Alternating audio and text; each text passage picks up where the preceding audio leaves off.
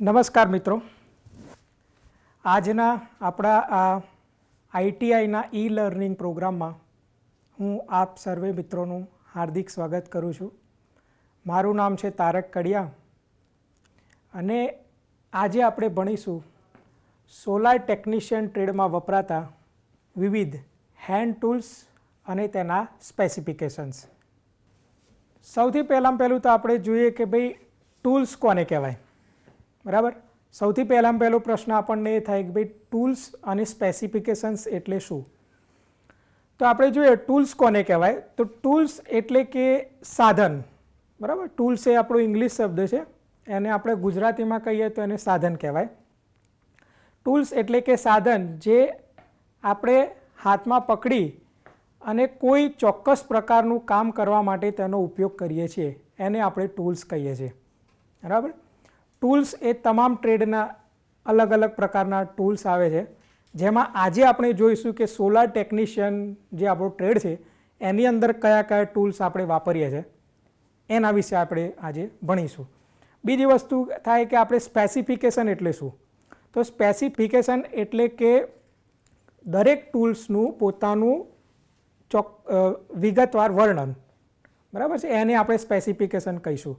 ઉદાહરણ તરીકે જ્યારે આપણે કોઈ મોબાઈલ ખરીદવા જઈએ છીએ, બરાબર છે, ત્યારે આપણે એ મોબાઈલની અંદર એની સ્ક્રીન કેટલી છે, બરાબર છે, એનો લંબાઈ કેટલી, પહોળાઈ કેટલી, પ્રોસેસર કયું છે, બરાબર, આ તમામ વસ્તુ આપણે બોક્સની પાછળ આપણે લખેલું હોઈએ છે, એ આપણે એના સ્પેસિફિકેશન કહેવાય છે.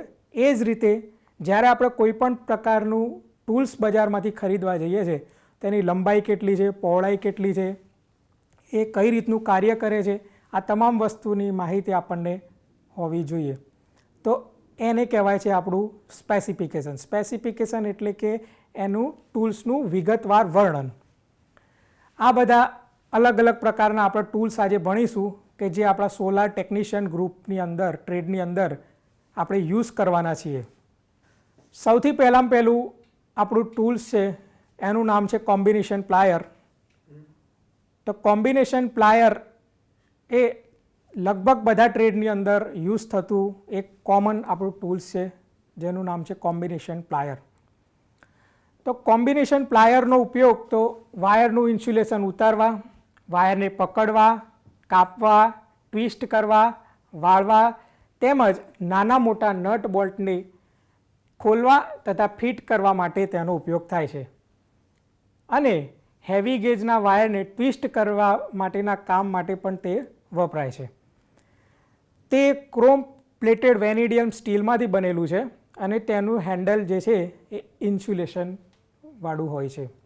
તે સામાન્ય રીતે 150 mm, 200 mm અને 250 mmની લંબાઈની અંદર મળે છે. અને તેનાથી લોખંડના હાર્ડ તાર જે આપણે છે એ કાપવા ન જોઈએ અને તેના ઉપર કાટ ન લાગે એનું ખાસ ધ્યાન રાખવું જોઈએ.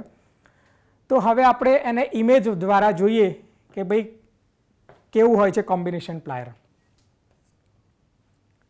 આકૃતિમાં આપણે જોઈ શકીએ છીએ કે કોમ્બિનેશન પ્લાયર આ રીતનું હોય છે. અહીંયા જે વચ્ચેનો ભાગ છે કોમ્બિનેશન પ્લાયરનો એને હિંજ કહેવામાં આવે છે કે જે, અને આ જે છે એ એના જડબા કહેવામાં આવે છે. અને અહીંયા જે છે એ આનું હેન્ડલ છે. હેન્ડલ આપણે કોઈ કોમ્બિનેશન પ્લાયર જ્યારે બજારમાંથી ખરીદવા જઈએ અથવા તો કોઈ પણ કોમ્બિનેશન પ્લાયર આપણે યુઝ કરતા હોઈએ તો એનું ઇન્સ્યુલેશન ખરાબ ના હોય એની આપણે તકેદારી ખાસ તકેદારી રાખવાની છે.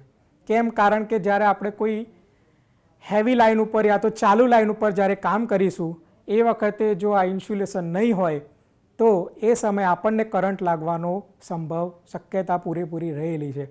એટલા માટે આપણે કોમ્બિનેશન પ્લાયરને હંમેશા ઇન્સ્યુલેશન બરાબર છે કે નહીં એ કમ્પલસરી ચેક કરી લેવું જોઈએ. આ જે એનું જડબું છે અને આ જે ભાગ છે ત્યાં આગળથી કોઈ પણ વાયરને આપણે પકડી શકીએ છીએ. આ જે તમને અર્ધ ગોળાકાર જે તમને ભાગ દેખાય છે એ ભાગ છે કે કોઈ પણ પાઇપને પકડી શકીએ અથવા તો નાના નટ બોલ્ટને આપણે ખોલી અથવા ફિટ કરી શકીએ છીએ. બરાબર, મોટા બોલ્ટને આનાથી ખોલવાનો પ્રયાસ કરવો નહીં, કારણ કે આના જે જડબા છે એ તૂટી જવાનો સંભવ રહે છે. બીજી વસ્તુ કે અમુક સમય થાય એ સમયે આ જે હિંજ છે ત્યાં આગળ કાટ લાગી જાય છે, અને એ કાટ ન લાગે એટલા માટે આપણે એને સમયાંતરે એનું ઓઇલિંગ કરવાનું ખૂબ જ આવશ્યક છે. તો આ આપણું થયું કોમ્બિનેશન પ્લાયર. હવે નેક્સ્ટ ટૂલ તરફ આપણે જઈએ. Nose plier. તે ક્રોમ પ્લેટેડ વેનિડિયલ સ્ટીલમાંથી બનાવેલું હોય છે અને તેના જડબાની લંબાઈ વધારે હોય છે. જેમ કે આપણે પેલું કોમ્બિનેશન આગળનું કોમ્બિનેશન પ્લાયર જોયું તો એના જડબા કરતાં આપણે નોઝ પ્લાયરના જડબા થોડાક મોટા હોય છે, અને એના જડબાના આકારના હિસાબે એના અલગ અલગ પ્રકાર પડે છે. તે ફ્લેટ નોઝ, લોંગ નોઝ અને રાઉન્ડ નોઝ આ પ્રમાણેના અલગ અલગ પ્રકારના કોમ્બિનેશન પ્લાયર જોવા મળે છે. સૌથી પહેલું જોઈએ કે ફ્લેટ નોઝ પ્લાયર. તમને આકૃતિની અંદર ઇમેજની અંદર દેખાય છે કે આ જે આનું જડબું છે એ ફ્લેટ એટલે કે સીધું, બરાબર. આ તમે અહીંયા જડબું તમે જોઈ શકો છો કે એક ફ્લેટ છે એટલા માટે. તો આનો ઉપયોગ આપણે નાના હોલમાં ફ્લેટ વસ્તુઓ જેવી કે નટ, બોલ્ટ વગેરેને પકડવા માટે આનો ઉપયોગ આપણે કરીએ છીએ. બીજી વસ્તુ કે આપણે જોયું કે ભાઈ અલગ અલગ સાઇઝની અંદર મળે છે, તો એ સાઇઝ કેવી રીતના નક્કી થાય છે કે આના જડબઉ અને તેનું હેન્ડલ, બરાબર, એ વચ્ચેની જે લંબાઈ છે એ લંબાઈ દ્વારા કોઈ પણ ટૂલ્સ મપાય છે. એના પછીનું આપણે પ્લાયર જોઈએ એ છે લોંગ નોઝ પ્લાયર. લોંગ એટલે લાંબુ, નોઝ એટલે નાક. લાંબા નાક પ્રમાણની જે હોય તેને લોંગ નોઝ પ્લાયર તરીકે ઓળખવામાં આવે છે. આકૃતિની અંદર આપણે જોઈ શકીએ છીએ કે આનું નાક જે છે લાંબુ છે. તો આનો ઉપયોગ છે કે ઊંડાઈવાળા હોલમાં સાંકડી જગ્યાએ નટ બોલ્ટને પકડવા માટે આનો ઉપયોગ થાય છે. અને વચ્ચે તમે જોઈ શકો છો કે આ જે છે ત્યાં આગળથી આપણે કોઈ પણ વાયરને કાપી પણ શકીએ છીએ. ત્રીજા નંબરનો આવે છે એ રાઉન્ડ નોઝ પ્લાયર. રાઉન્ડ એટલે કે ગોળાકાર. આજે તમે અહીંયા જડબું જોઈ શકો છો પ્લાયરનું કે એનું જડબું રાઉન્ડ પ્રકારનું છે, એટલા માટે એને રાઉન્ડ નોઝ પ્લાયર તરીકે ઓળખવામાં આવે છે. અને તેનો ઉપયોગ છે કે હૂક બનાવવા માટે તેમજ સાંકડી જગ્યાઓની અંદર વાયર ખેંચવા માટે તેનો ઉપયોગ થાય છે. કેમ કે જ્યારે આપણે કોમ્બિનેશન પ્લાયર ભણ્યા તો એ કોમ્બિનેશન પ્લાયર, સાદું કોમ્બિનેશન પ્લાયર જે છે એ આપણે સાંકડી જગ્યાએથી કોઈ પણ સ્ક્રૂ અથવા તો નટ બોલ્ટને આપણે ખેંચી નથી શકતા, બરાબર. એટલા માટે આ જે બધા અલગ અલગ પ્રકારના આપણા જે રાઉન્ડ નોઝ છે, ફ્લેટ નોઝ છે, એ બધા પ્લાયરનો ઉપયોગ કરીએ છીએ. તો આ બધી તમામ વાત થઈ આપણી પ્લાયરની વાત થઈ. એના પછીનું આવે છે આપણું સાઈડ કટિંગ પ્લાયર. સાઈડ એટલે કે બાજુ, કટિંગ એટલે કાપવું, અને પ્લાયર એટલે પકડ. આપણે દેશી ભાષાની અંદર, સાદી ભાષાની અંદર આપણે એને પ્લાયરને પકડ પણ કહીએ છીએ. તે પણ ક્રોમ પ્લેટેડ વેનેડિયમ સ્ટીલની અંદરથી બનાવેલું હોય છે. તેનો ઉપયોગ વાયર પરનું ઇન્સ્યુલેશન દૂર કરવા તેમજ સાંકડી જગ્યાએ પર તાર કાપવા માટે તેનો ઉપયોગ થાય છે. તેનો ઉપયોગ તાંબાના અને એલ્યુમિનિયમના સોફ્ટ તાર કાપવા માટે જ થવો જોઈએ. આનો ઉપયોગ આપણે હાર્ડ તારને આપણે કાપવા માટે ઉપયોગ ન કરવો જોઈએ, કારણ કે એના જે દાંતા છે એ આપણે વળી જવાની શક્યતા રહે છે. એટલે સોફ્ટ તાર જ આપણે એનાથી કાપવા, હાર્ડ તારનું કાપવાનું આપણે કોશિશ ન કરવી જોઈએ. તે સામાન્ય રીતે 100 mm, 150 mmની લંબાઈની સાઇઝની અંદર મળે છે. મેં તમને આગળ કીધું એ પ્રમાણે કે એની લંબાઈ જે છે એના જડબાથી માંડીને એના હેન્ડલ સુધીની જે લંબાઈ છે એ લંબાઈ દ્વારા નક્કી કરવામાં આવે છે કે આ કેટલા 100 mmનું છે કે 150 mmનું. આકૃતિની અંદર આપણે જોઈ શકીએ છીએ કે આનું જે જડબું છે એ આ પ્રમાણેનું છે કે જેના દ્વારા આપણે સાઈડથી કોઈ પણ વાયરને કટ કરવું હોય અથવા તો સાઈડથી કોઈ વાયરનું ઇન્સ્યુલેશન છોલવું હોય તો એના માટે આપણે સાઈડ કટિંગ પ્લાયરનો ઉપયોગ કરીએ છીએ. એના પછીનું આપણું તે ટૂલ્સ આવે છે એ વાયર સ્ટ્રીપર. એટલે કોઈ પણ વાયરને આપણે ઉપરનું ઇન્સ્યુલેશન ખુલ્લું કરવા માટે વાયર સ્ટ્રીપરનો ઉપયોગ થાય છે. તેનો ઉપયોગ વાયરનું ઇન્સ્યુલેશન દૂર કરવા તેમજ સોફ્ટ તારને કાપવા માટે ઉપયોગમાં આવે છે અને તે સામાન્ય રીતે 150 mmની લંબાઈની અંદર મળે છે. આપણે આકૃતિની અંદર જોઈ શકીએ છીએ કે આ એનું અહીંયાથી કોઈ પણ વાયરને આપણે કાપી શકીએ છીએ. પ્લસ આ જે તમને વી શેપનું દેખાય છે તો એ વી શેપની અંદર વાયર એની અંદર ફસાઈ જાય છે અને માત્ર ને માત્ર ઇન્સ્યુલેશન જ આની અંદરથી આપણે નીકાળી શકીએ છીએ. તો વાયર સ્ટ્રીપર એ આપણા ઇન્સ્યુલેશનને દૂર કરવા માટે સારામાં સારું આપણું ટૂલ છે. એમ તો આપણે કોમ્બિનેશન પ્લાયરથી પણ વાયરનું ઇન્સ્યુલેશન ઉતારી શકીએ છીએ, પરંતુ જો આપણે વાયર સ્ટ્રીપરનો ઉપયોગ કરીએ આપણા ઇન્સ્યુલેશનને નીકાળવા માટે તો એ બહુ ઇઝીલી નીકળી જાય એવું છે. તેના પછીનું આપણે ટૂલ્સ છે એ નિયોન ટેસ્ટર, કે જે નિયોન ટેસ્ટર એ આપણે ઇલેક્ટ્રિશિયન, વાયરમેન અને આપણે સોલાર ટેકનિશિયન કે જે આપણે ઇલેક્ટ્રિક સાથે કામ કરવાનું છે, તો એવા વ્યક્તિઓ જોડે કમ્પલસરી આમના ખિસ્સાની અંદર નિયોન ટેસ્ટર તો હોવું જ જોઈએ. કેમ? કારણ કે આપણે કોઈ પણ જગ્યાએ કોઈ પણ વાયર અથવા તો કોઈ પણ પેનલને અડતા હોઈએ તો સૌથી પહેલું તો આપણે એ ચેક કરવું પડે કે એના ઉપર કોઈ પણ પ્રકારનો કરંટ આવે છે કે નહીં, અને એના પછી જ આપણે કોઈ વસ્તુને અડવી જોઈએ. તો એટલા માટે દરેકે દરેક સોલાર ટેકનિશિયન હોય, ટ્રેડનો હોય કે ઇલેક્ટ્રિકલ ગ્રુપનો કોઈ પણ માણસ હોય, એને સાથે પોતાની સાથે કમ્પલસરી ટેસ્ટર તો હોવું જ જોઈએ. તો તેનો ઉપયોગ આપણે ફેઝ વાયરને ચેક કરવા માટે થાય છે, બરાબર. એટલે કોઈ પણ પેનલને અડતા પહેલાં સૌથી પહેલું તો આપણે ટેસ્ટરથી એ ચેક કરી લેવું કે ભાઈ એના ઉપર સપ્લાય આવે છે કે નહીં. એની રચનાની વાત કરીએ તો તેની અંદર એક નિયોન લેમ્પ હોય છે. આપણે નેક્સ્ટ જ્યારે સ્લાઇડ જોઈશું એની અંદર હું તમને નિયોન લેમ્પ બતાવીશ. તો એની અંદર નિયોન લેમ્પ હોય છે અને કરંટ લિમિટિંગ એની અંદર રેઝિસ્ટર હોય છે અને એના છેડા ઉપર એક મેટલની ચાકી હોય છે. જ્યારે આપણે કોઈ પણ ડિવાઇસ અથવા તો મતલબ કોઈ પણ વસ્તુને ચેક કરવી છે, ફેઝ વાયરને ચેક કરું છું, તો એ જે ચેક કરતી વખતે મેટલની ચાકી ઉપર આપણો અંગૂઠો યા તો આંગળી એની ઉપર અડકારવાની હોય છે, જેના કારણે અર્થિંગ મળે છે. એટલે કે ફેઝ હોય તો નિયોન લેમ્પ ચાલુ થાય છે અને ઇન્ડિકેશન મળે, અને જો ફેઝ નહીં આવતો હોય તો એ નિયોન લેમ્પ ચાલુ થશે નહીં. મતલબ કે ફેઝની હાજરી ત્યાં આગળ નથી, એ આપણે દર્શાવી શકીશું.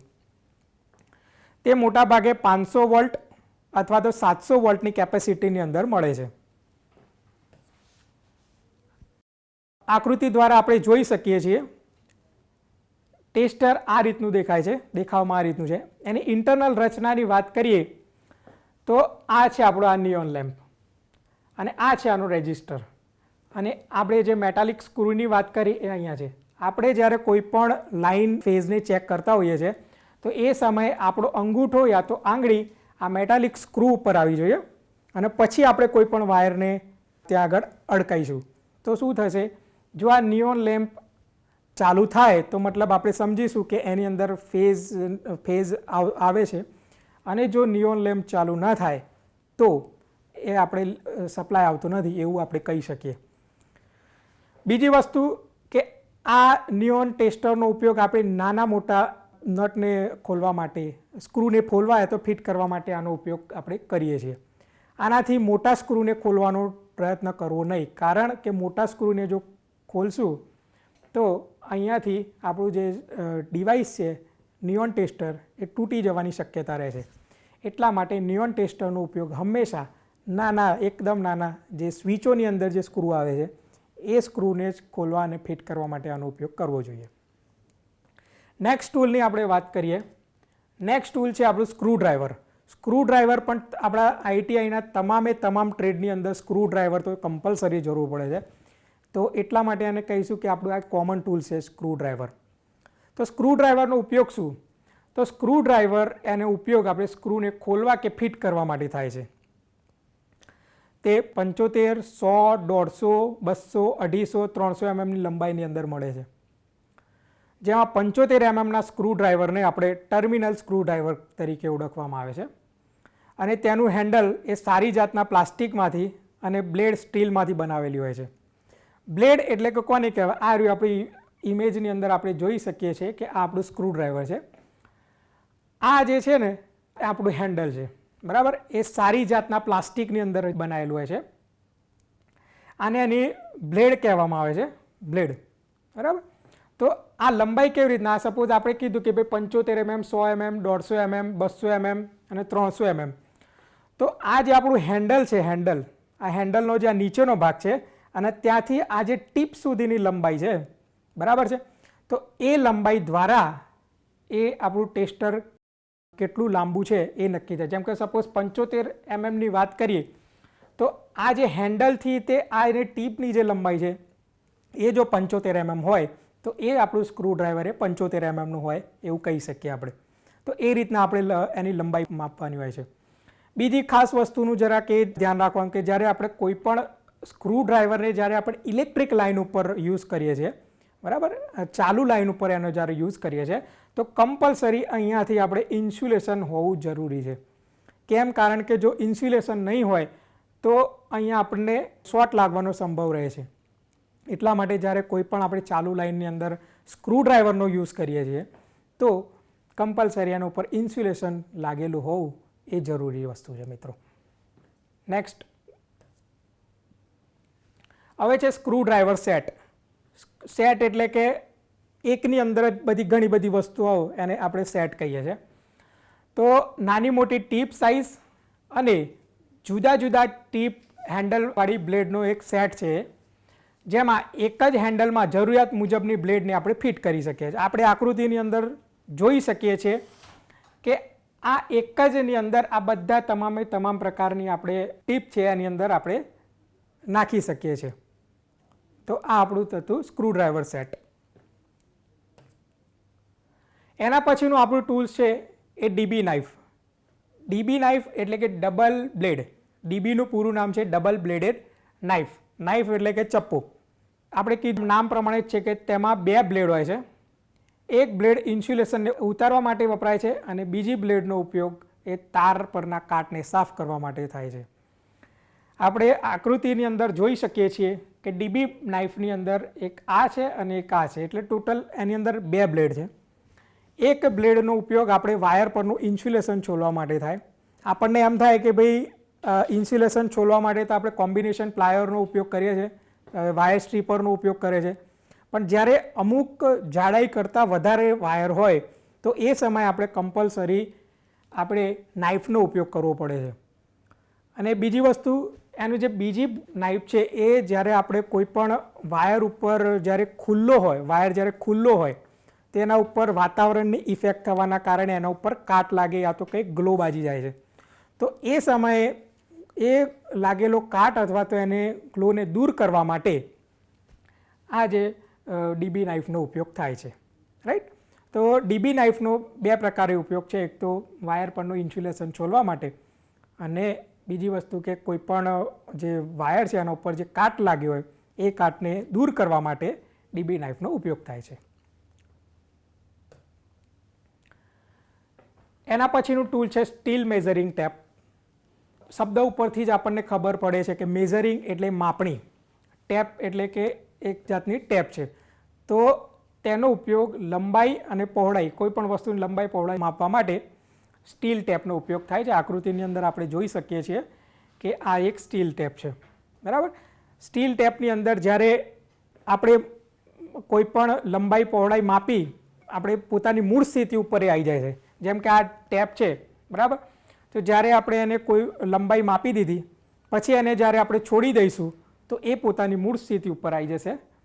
એટલે કે આની લંબાઈ છે 5 મીટર, 10 મીટર, 15 મીટર, જે પ્રમાણે તમે લંબાઈની જોઈતી હોય એ પ્રમાણેની સ્ટીલ મેઝરિંગ ટેપ બજારની અંદર અવેલેબલ હોય છે.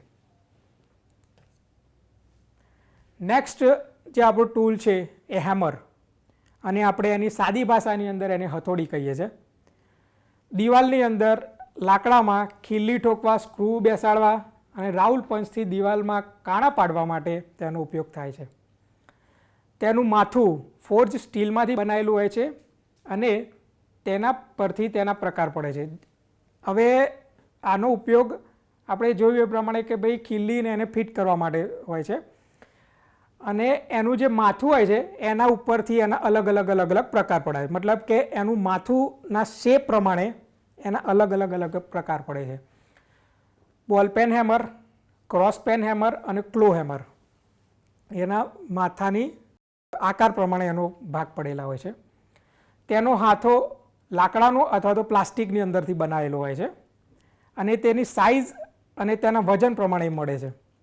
આપણે બજારની અંદર જ્યારે કોઈક હેમરને લેવા જઈએ 100 ગ્રામ, 125 ગ્રામ, 250 ગ્રામ, 500 ગ્રામ, 700 ગ્રામ, 1 કિલો અને 2 કિલોની આમ અલગ અલગ સાઇઝની અંદર એનો મળે છે. આપણે એને આકૃતિ દ્વારા જોઈએ.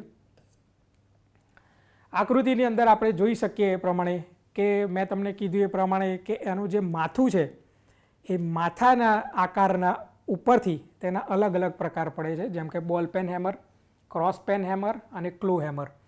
બોલ પેન હેમર કે જે આપણે પેન વાપરીએ છીએ એની અંદર જે આપણો પેનનો જે પોઈન્ટ હોય છે, બરાબર, એ પોઈન્ટના પ્રમાણે તમે અહીંયા જોઈ શકો છો કે એનો આકાર છે, એટલા માટે એને બોલ પેન કહેવામાં આવે છે. ક્રોસ પેન એટલે કે જુઓ અહીંયા ક્રોસ છે એટલા માટે એને ક્રોસ પેન હેમર તરીકે ઓળખવામાં આવે છે. અને ક્લો હેમર, આ ક્લો હેમર છે. ક્લો હેમરનો ઉપયોગ એ જ્યારે આપણે કોઈ ખીલ્લી જે છે એ લાકડાની અંદર યા તો કોઈક બીજાની અંદર ફસાયેલી હોય તો એ સમયે આપણે ક્લો હેમરને આ રીતના એની અંદર ભરાઈ અને કોઈ પણ ખીલ્લીને આપણે એની મૂળ સ્થિતિએથી બહાર કાઢી શકીએ છીએ. તો આ બધા અલગ અલગ પ્રકારના આપણા હેમર થઈ. હેમરને આપણે સાદી ભાષાની અંદર હથોડી પણ કહીએ છીએ. હેક્સો. તો હેક્સો એ વાયરિંગ કામ કરતી વખતે કોન્ડ્યુટ પાઇપ અને કેસિંગ કેપિંગ અથવા તો ગેલ્વેનાઇઝ પાઇપને કાપવા માટે ઉપયોગ થાય છે. આપણે વાયરિંગની અંદર આ બધી પાઇપોનો ઉપયોગ કરીએ જ છીએ. કોન્ડ્યુટ પાઇપ ઉપયોગ કરીએ છીએ, કેસિંગ કેપિંગનો ઉપયોગ કરીએ છીએ, બરાબર. તો એ બધી પાઇપોને કાપવા માટે આપણે હેક્સોનો ઉપયોગ કરીએ છીએ. સામાન્ય રીતે 200 mm થી 300 mmની લંબાઈની અંદર એ હેક્સો મળે છે અને સામાન્ય કામ માટે 18 TPI એટલે ટીથ પર ઇંચ એ બ્લેડનો આપણે ઉપયોગ કરીએ છીએ. આકૃતિની અંદર આપણે જોઈ શકીએ છીએ કે હેક્સો, આ એનું હેન્ડલ છે, આ એની આખી આ ફ્રેમ છે અને અહીંયાથી આપણે એને એડજસ્ટ કરી શકીએ છીએ. એટલે આ ફ્રેમ જે છે એ એડજસ્ટેબલ છે. અમુક હેક્સોની અંદર ફિક્સ પણ ફ્રેમ આવે છે અને આ જે આકૃતિની અંદર આપણે જોઈ શકીએ છીએ કે એડજસ્ટેબલ ફ્રેમ છે. મતલબ કે એને લાંબી આપણે અહીંયાથી કરી શકીએ છીએ. આ એનો સ્ક્રૂ છે અને આ વેરિયેબલ સ્ક્રૂ છે. મતલબ કે જ્યારે આપણે બ્લેડ લાવીએ તો આ બે સ્ક્રૂ વચ્ચે આપણે એને બ્લેડને આ રીતના ભરાઈ દેવાની હોય છે અને અહીંયાથી સ્ક્રૂ ફિટ કરી દેવાનું હોય છે. તો એ રીતના આપણે આ હેન્ડલ દ્વારા આપણે કોઈ પણ કોન્ડ્યુટ પાઇપ હોય યા તો કેસિંગ કેપિંગ પાઇપ હોય અથવા તો PVC કોન્ડ્યુટ હોય તો એને આપણે કાપી શકીએ છીએ. તો આ એને આપણે હેક્સો છે. કિમ્પિંગ ટૂલ. જ્યારે કેબલનો લગ મારફતે ટર્મિનેશન કરવામાં આવે છે ત્યારે લગને દબાવવા માટે આ ટૂલ વપરાય છે. હવે જ્યારે આપણે બસ બારની અંદર કોઈ પણ વાયરને કનેક્શન કરવું હોય, બરાબર છે, તો એ સમયે આપણે ખુલ્લા વાયર કરીને એને ગોળ લપેટીએ તો એ સમયે શું થાય છે કે એના ઉપર લૂઝ કનેક્શનના કારણે સ્પાર્ક થવાનો સંભવ રહે છે, બરાબર. તો એવા સંજોગોની અંદર આપણે કમ્પલસરી આપણી પેનલ ઉપર લગ ફિટ કરવા જરૂરી છે, બરાબર. તો લગ ફિટ કરવા માટે આ કિમ્પિંગ ટૂલનો ઉપયોગ થાય છે. કિમ્પિંગ ટૂલ લગ કેબલ સાથે મજબૂતાઈથી જોડાઈ જતો હોવાથી સાંધો મિકેનિકલી અને ઇલેક્ટ્રિકલી એમ બંને રીતે મજબૂત થઈ જાય છે. આપણે લગ તો જોયા જ હશે. તો લગની અંદર નીચેથી આપણે કોઈ વાયરની અંદર ઇન્સ્યુલેશન છોલીને લગની અંદર નાખી દેવાનું હોય છે અને આ કિમ્પિંગ ટૂલ દ્વારા એ લગને અહીંયાથી આમ કરીને આમ દબાઈ દેવાનું હોય છે, બરાબર. તો એ દબાઈ દઈશું એના કારણે એ મિકેનિકલી સ્ટ્રોંગ થઈ જાય. મતલબ કે નીચેથી કોઈ પણ આપણે ખેંચીશું વાયર તો એ વાયર જે છે બહાર નીકળી જશે નહીં. આપણે જોઈએ કિમ્પિંગ ટૂલ. આ રીતનું આપણું કિમ્પિંગ ટૂલ આવે છે.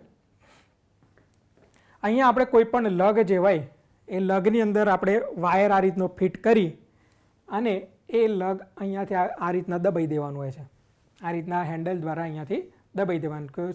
તો શું થશે કે એ જે લગ છે એ આમ કે આમ દબાઈ જશે અને એની નીચે જે વાયર રહેલો હોય છે એને પોતાની મિકેનિકલી પકડ કમ્પ્લીટ જમાઈ દેશે, એટલે કે નીચેથી વાયર નીકળશે નહીં. નેક્સ્ટ છે આપણું મલ્ટીમીટર. મલ્ટીમીટર પણ એક જાતનું એક એવું ટૂલ છે કે કોમન ટૂલ છે કે જે તમામે તમામ ટ્રેડની અંદર વાપરીએ છીએ. મલ્ટી એટલે કે એક કરતાં વધારે, અને મીટર એટલે કે કોઈ પણ વસ્તુ માપતી હોય એને મીટર કહીએ છીએ. તો મલ્ટીમીટરનો આપણે ઘણા બધા વસ્તુઓ એક જ મીટરની અંદર મપાય છે, એટલા માટે એને મલ્ટીમીટર કહીએ છીએ. તો તેના વડે AC DC વોલ્ટેજ મપાય છે, રેઝિસ્ટન્સ માપી શકાય છે, વીજ પ્રવાહ માપી શકાય છે તથા વાહકની કન્ટિન્યુટી પર માપી શકાય છે. તો આવો આજે આપણે એના ઇમેજ દ્વારા જોઈએ. આપણે મલ્ટીમીટરની ઇમેજ જોઈ શકીએ છીએ. આ મલ્ટીમીટરના આ છે એને પ્રોબ કહેવામાં આવે છે, અને આ છે આપણું મલ્ટીમીટર. આ છે આપણું ઓફ બટન, બરાબર. આટલેથી આ વોલ્ટેજ છે, આ મતલબ આટલેથી આટલે સુધી આપણે એના વોલ્ટેજ માપી શકીએ. અને અહીંયા છે એ AC વોલ્ટેજ છે.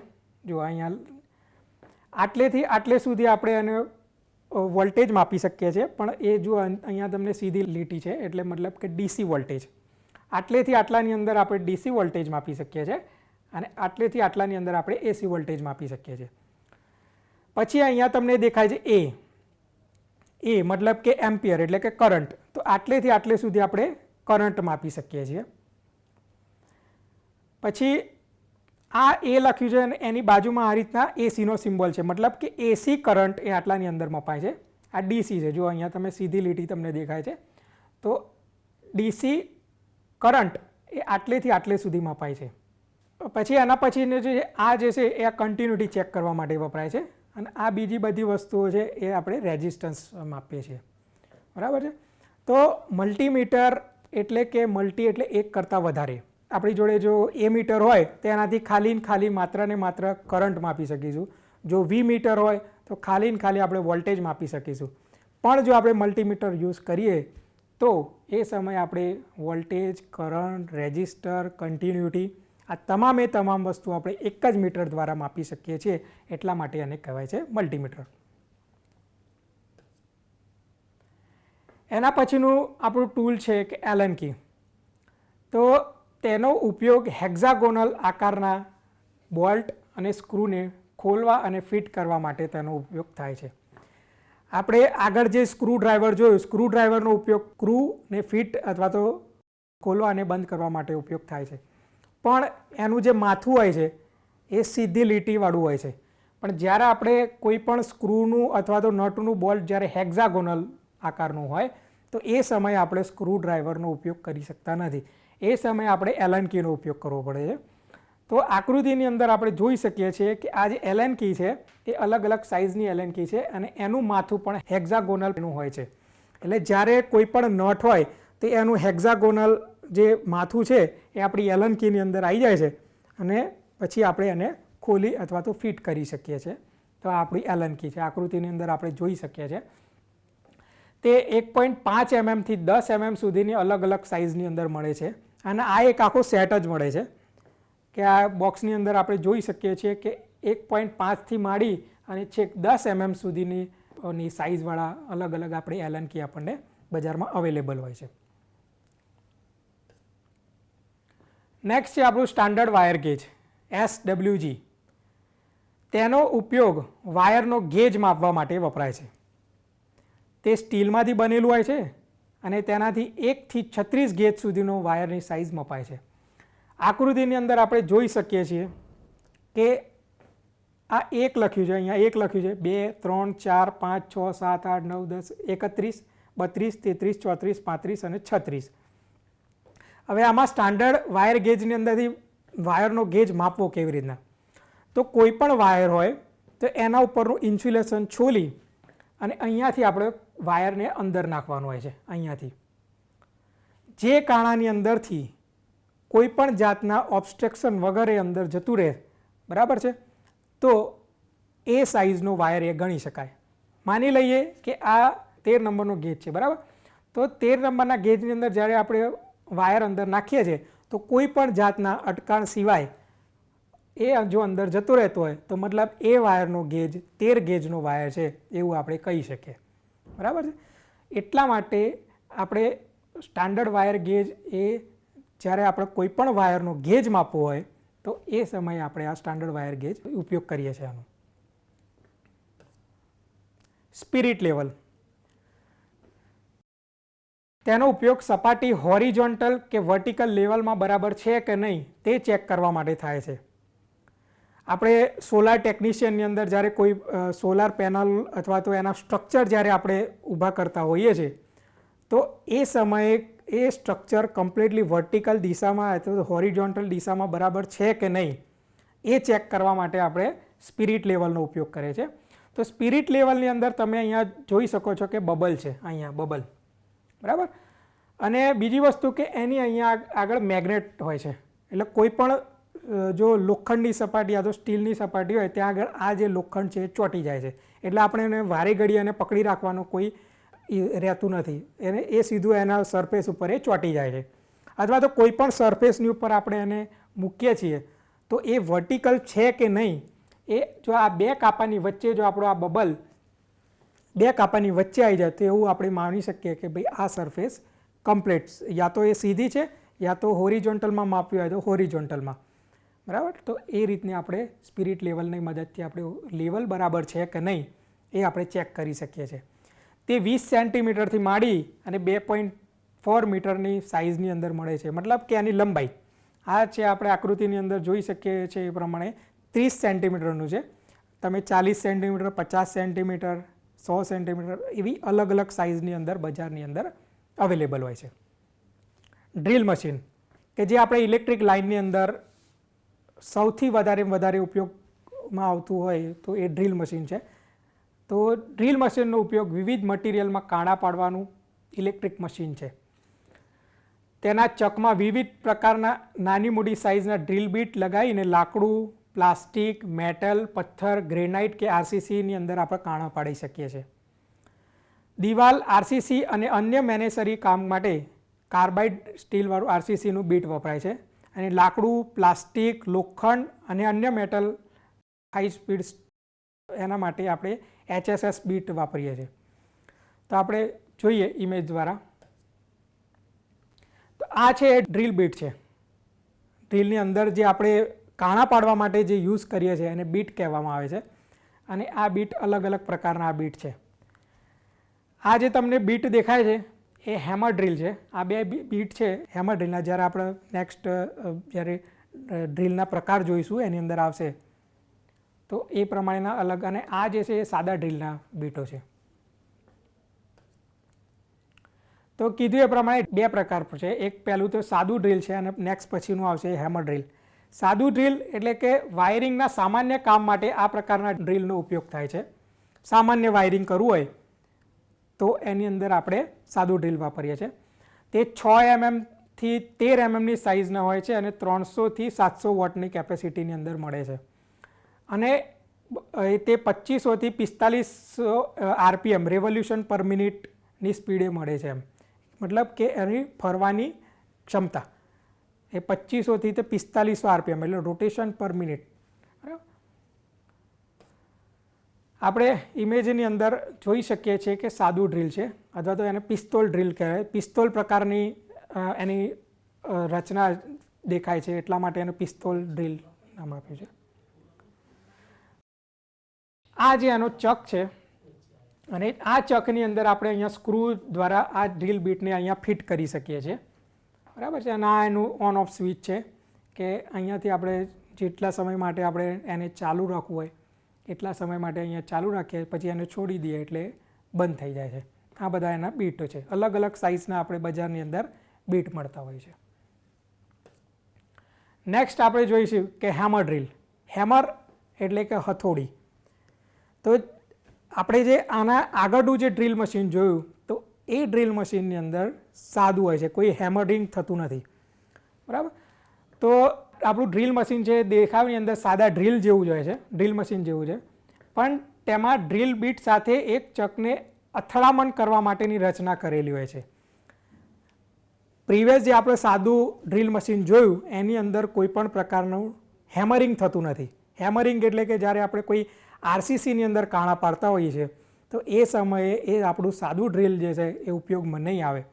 એ સમયની અંદર આપણે હેમર ડ્રીલ એટલે કે આ જે ચક હોય છે, ચકની અંદર આ રીતના હેમર કરવાનો એની અંદર રચના કરેલી હોય છે, એટલા માટે એને હેમર ડ્રીલ તરીકે ઓળખવામાં આવે છે.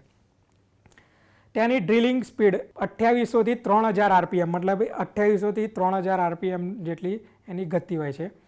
અને જે 6 mmથી 13 mm અને 500થી 1000 વોટના રેટિંગની અંદર એ મળે છે. મતલબ એની કેપેસિટી 1000 વોટની કેપેસિટીની અંદર મળે છે.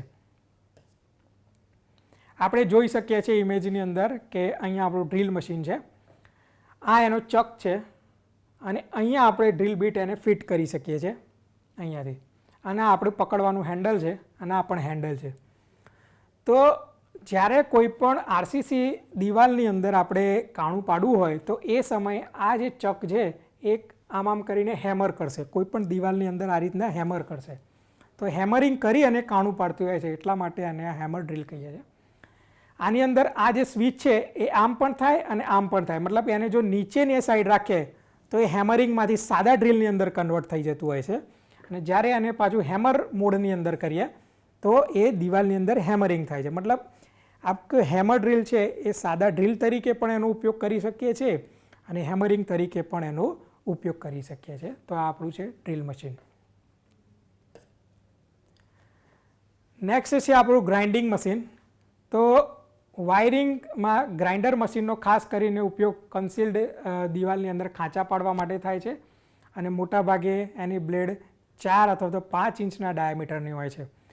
હવે અત્યારનો જમાનો એક એવો છે કે જે કન્સીલ્ડ પ્રકારના વાયરિંગ ઘણા બધા પ્રમાણમાં નવા ઘર જે બની રહ્યા છે એની અંદર કન્સીલ્ડ વાયરિંગ થતું હોય છે.